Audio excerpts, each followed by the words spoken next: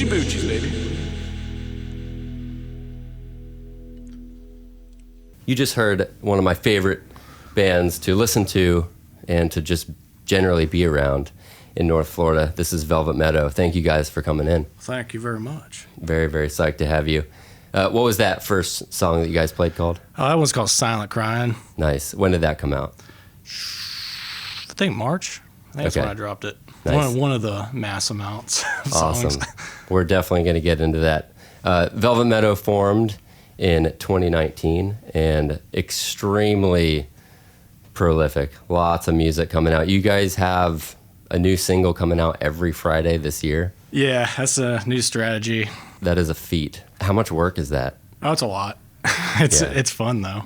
I mean, between writing a song, tracking, mixing, and getting it on streaming, that's a full-time job. Yeah, I mean, it definitely is. It's a good thing I mix kind of as I go, and just kind of like, I don't know. Typically, I just spend like 30 minutes finding like a chain that I like on like a guitar or synth or keyboard or piano, and then I just kind of like it just flows out after that. It just the song writes itself from there, I guess. I don't know how you come up with lyrics every week for that. I give that to my grandpa. He used to just walk around the house with a tape machine, making like songs to roast his buddies. He'd give it to them for their birthday. He's just witty. That's amazing. Awesome. Well, how about we hear another song? Let's get it.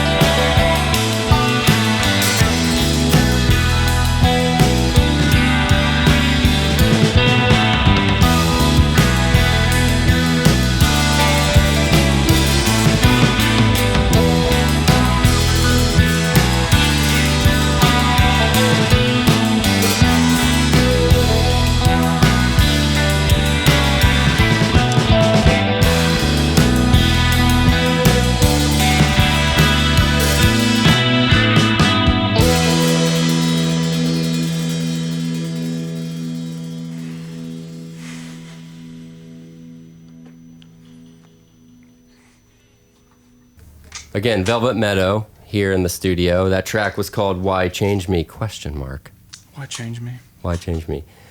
What inspires your lyrics, Chris? Well, it happened one day when Micah was over, and he saw that I was mixing my songs through like floor speakers. I didn't know what monitors were. And I don't know, it just came to me recently, and he was like, you need to change this. And I was like, why? And I was like, you know what, it's stuck. No, I'm kidding. Pretty much that's the first song where we all like actually like collaborated on and mixed, and it just kind of like it flowed out. Like Johnny here and Sean, man, we were just hanging around the living room, and Sean had this riff, and we just kind of laid it down, and then everyone just kind of added stuff after, and I don't know, just kind of like happy. Awesome. While we're on the topic of band members, can you introduce everybody? That's Micah Man Savage right there on the cans. This is Milk Boy Johnny giving me the milk. That's Sean Man, Sean the Shredder. It's what his contact is on my phone. That's my lovely fiance Cameron, holding down the keys and the soundscape. Beautiful. And, I'm Chris. And this is another excellent episode of Datil Tapes. I'm Ben, since we're introducing everybody, your host. And we have Tucker Jones doing all the camera work. You can't really see him. You might be able to see him in this shot. We'll see. Anyway, so as far as being a psych rock band in North Florida, are there any other bands like you guys, to book shows with? We played the one show with this band called the Waxworms down in Miami. They came up to Voussoir, and they're really cool. We also have multiple projects in here. Micah's got a project called Chalubi. Johnny's in a band called Soap Bar. Sean Man McQueen, he's got Armadillo Operator. He's also in Gray Filters with me. Mm-hmm. And she does all my art in this.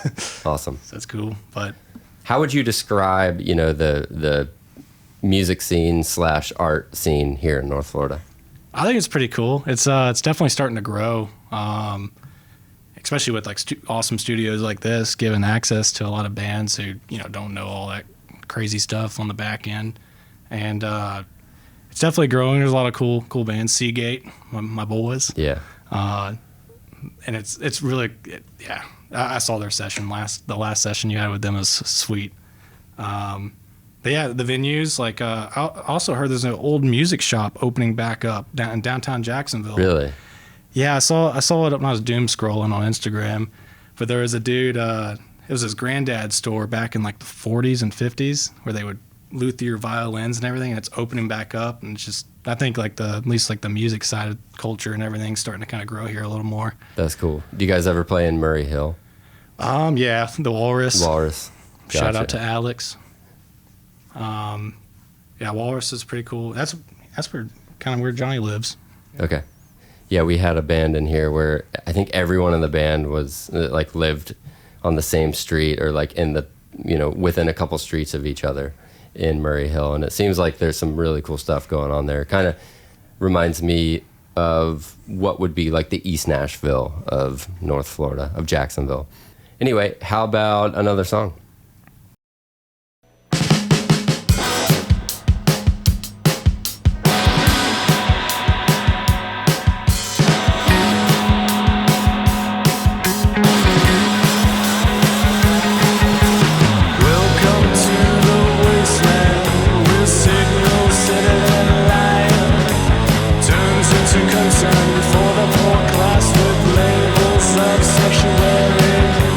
Turning away, turning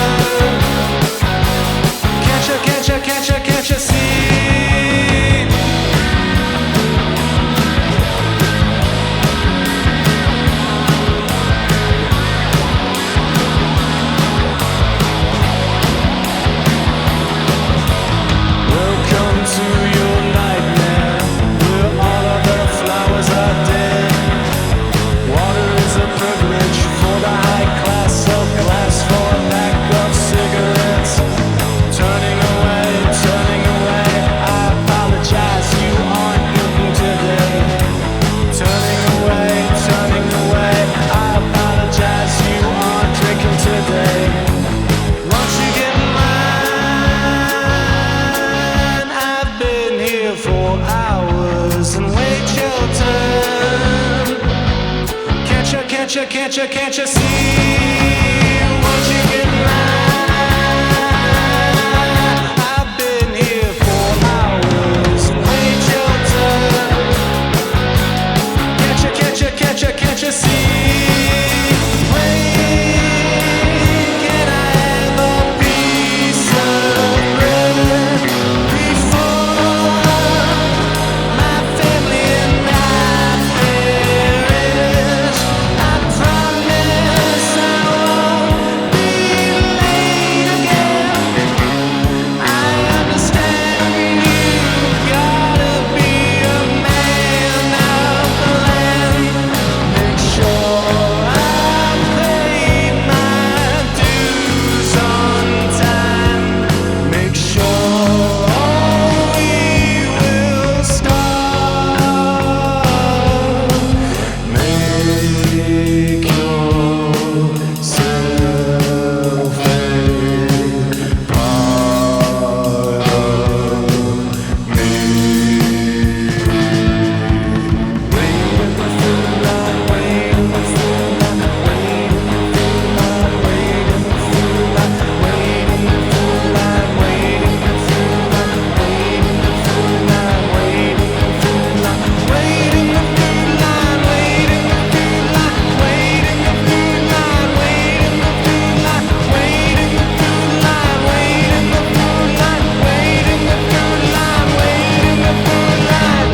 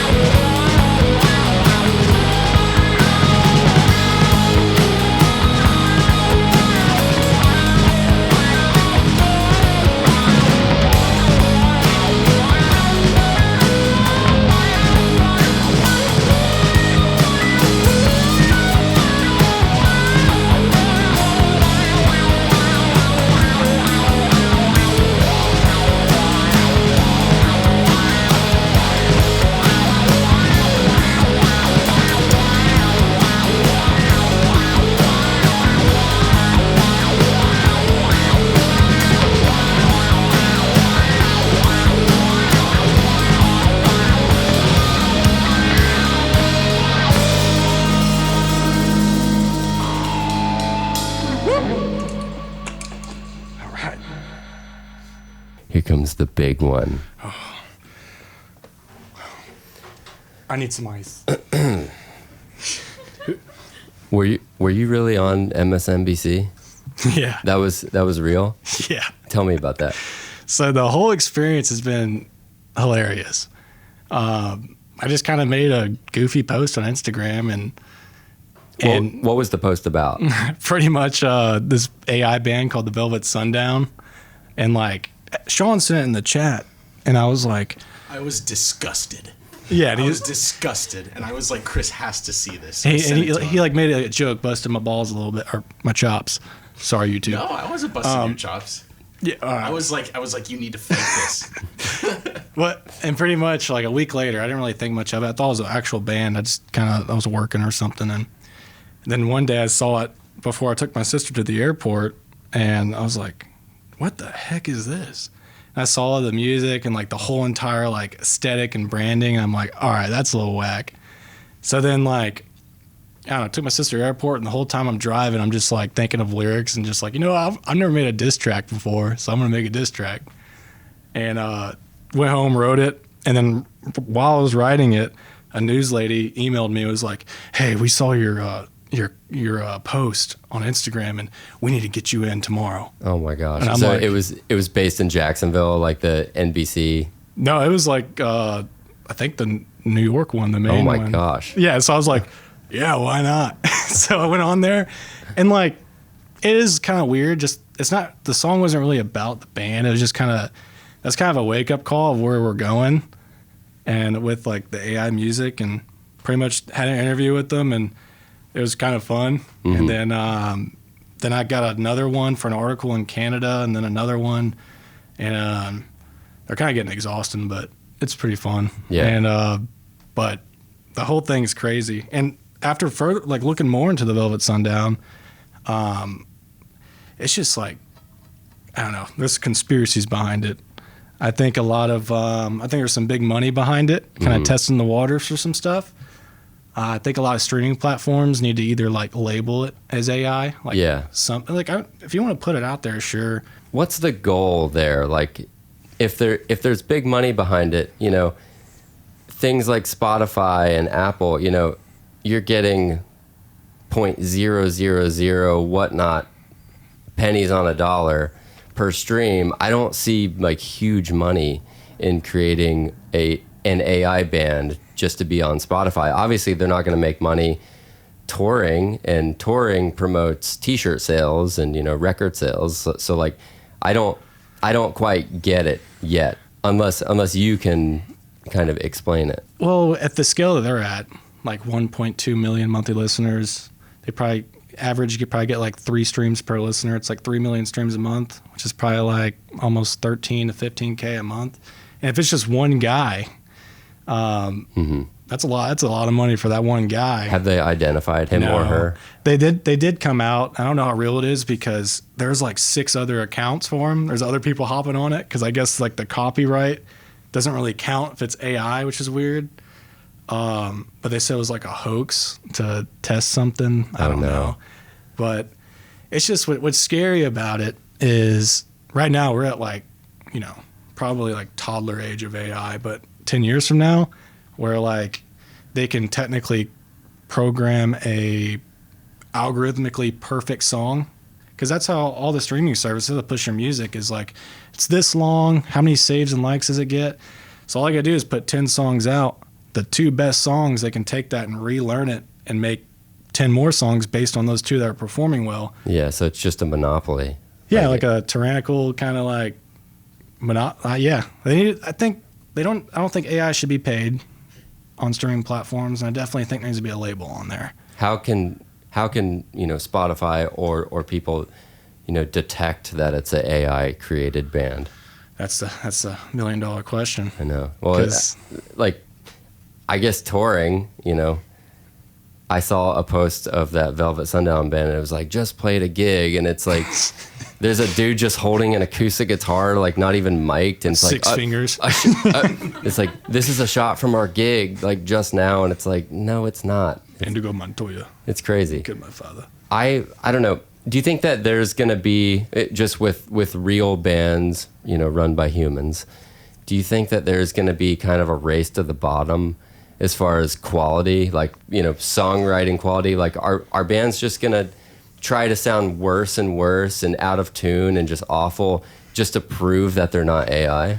Well, I kind of look at it, it's terrifying, but I kind of look at it in an optimistic way too, where I think it's gonna be like a next, you know, like every decade has like defining like music thing. I think the new one's cooking, where it's like, I think it's going to promote even more creativity with song structure and sounds that pretty much make it so they can't replicate it, like weird instruments. And I don't know, I think a lot of people are going to like kind of try to outperform it, which is good, because I think I feel like with all music now, it's like everyone's just, we've kind of all just hit a peak. Mm-hmm. It's like, where are we going to go from here versus like... And there's such a gray area too with AI as tools versus like a total AI band. I mean, how many records do we all love where, they used Melodyne, they used Superior Drummer? Like, I love a lot of metal records where it's like a drummer is just hitting MIDI notes and then they program the rest with Superior Drummer, but it's like a kick-ass metal record. So I feel like you're saying the worst part of it is when it's 100% just fake. Yeah, like I've used AI before, mainly for like covers, visuals for my YouTube channel.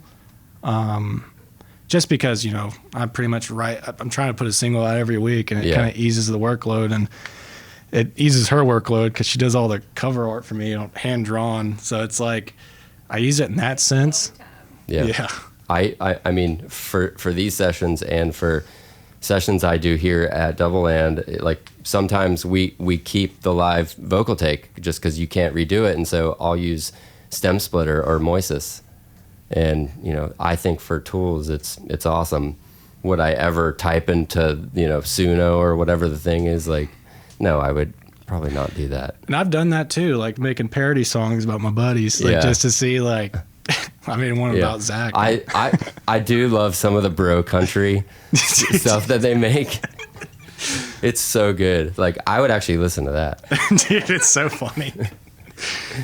Anyway, what things are you going to be doing, you know, to kind of promote your band as a real band, not necessarily just in North Florida, but, you know, in the whole world? For one, I'm definitely probably not using AI visuals anymore after this whole experience. Definitely more shows, just more like live content on YouTube, like stuff like this where it's a live kind of set. I think it's really cool. Definitely, you know, starting to actually do what, you know, you're supposed to do, sell merch and all that stuff. But definitely want to plan a tour at some point, just kind of like waiting a little bit until like we can kind of figure it out logistically, because that's the most terrifying part of it. Yeah.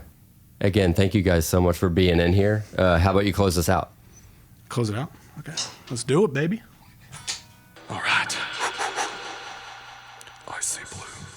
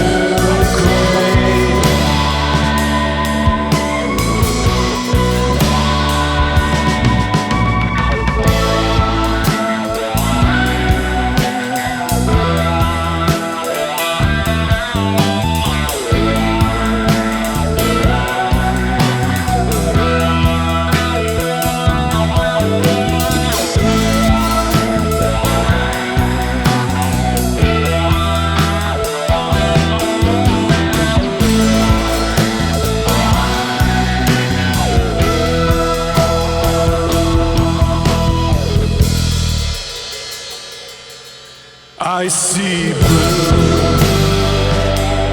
in your moon. Fade to hate, and I perceive your days. They are